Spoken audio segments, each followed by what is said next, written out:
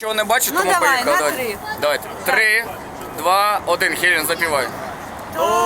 Тільки в серці тривожним почую за країну родимую жах. Вспомню острую браму святую и вояков на вооруженных конях.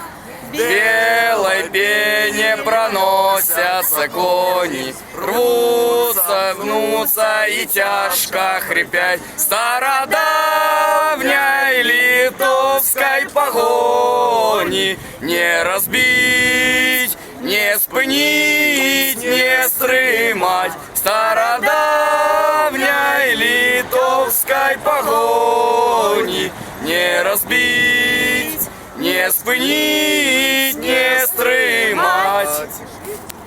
От приблизно щось на кшталт цього записуємо ми для наших сябрів. Причому за підтримки нашої сябровки моєї куми Хелен Мінської і наших підписників і Олександра Біспалого.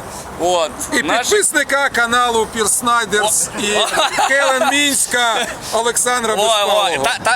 Також у нас тут присутні